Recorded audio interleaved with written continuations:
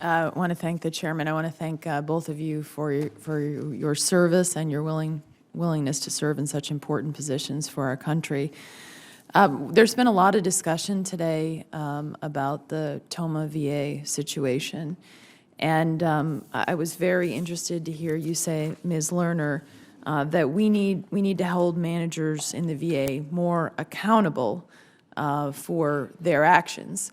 Yet what happened, not just at Toma, but also with what happened at Phoenix, is appalling, because there were thousands of dollars of bonuses, actually millions overall, but thousands to individuals each at those VA facilities who were managers who got bonuses even though they were participating in the misconduct that occurred.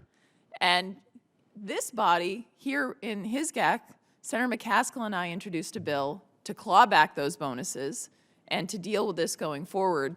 It was changed to be only prospective. Our committee voted it out, and the VA committee did its work and voted it out. And guess what? I tried to get it passed right before we left at the end of the year. And people are anonymously objecting to essentially just saying, if you commit misconduct, because the managers at the Toma facility got bonuses between $1,000 to $4,000, even though they oversaw the overprescription of opiates to veterans, and of course we know that veterans died. And so we've got to be part of the solution too. And if people are going to object to legislation like that, it's just appalling to me. So I just wanted to bring that up, because as we see more accountability, if we're going to continue giving bonuses to people who participate in misconduct, and with no mechanism in current law to actually take back those bonuses or revisit issues like that, or to actually discipline managers, then we're going to continue to see this cycle going forward. So I hope, I know the members, we did the right thing in this committee, but I'm going to continue to push this on the Senate floor, because I find it appalling that anyone would object to that legislation. And so come forward, identify yourself. I look forward to having the debate on the floor with you about why you think that this is not appropriate. I am so glad to see both of you here. Ms. Lerner, thank you for your incredible work. We're so glad to have your renomination here today. And Mr. Missel, you are being asked to perform a very important job. On a bipartisan basis in this committee, this position was vacant for 630 days. And all of us really pushed. This was not a partisan issue. This is, we needed this position filled because of the many issues that not just at Toma and Phoenix and across the country that we were hearing from our veterans that needed a watchdog.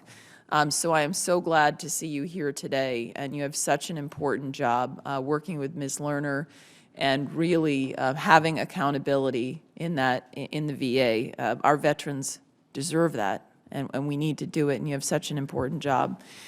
I wanted to ask you about health care in the VA, and that is the Veterans Choice Program, which offers eligibility to veterans the option of receiving care in their community at a private provider. This is very important in New Hampshire because we do not have a full-service veterans hospital. And in fact, there's a provision that was passed in the VA reform law that allows our veterans in New Hampshire, almost like a pilot, allows them to go seek private care because we don't have a full-service hospital. But there's been a lot of bumps in actually getting this program right for our veterans. And the VA's Inspector General Office has issued semi-annual reports. The most recent reports only a passing reference to the choice program. So I would ask you, I hope that as you do your work in the Inspector General's office, all the work that we've tried to do on the wait lists, on the issue of making sure that veterans have access to care in their community, we've got to get this program right. We've got to allow veterans to choose so they're not waiting and so they're not driving long distance for their care, especially in my home state of New Hampshire. But also this is an issue across the country. So I would ask you how familiar you are with the Veterans Choice Program, what oversight you will bring to the program, and do I have your commitment of personal oversight over this program and some review of this program to make sure we get this right for our veterans?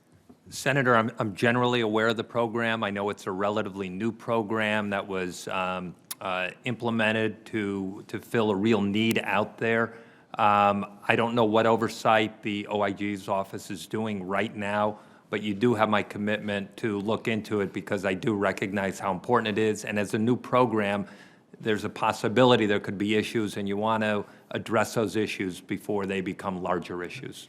Well, let me just say that I don't think there's been enough oversight at this point. And also, as a new program, this is interjecting change to the VA. And we all know that often people don't want to change when there's a new program to give veterans access to care.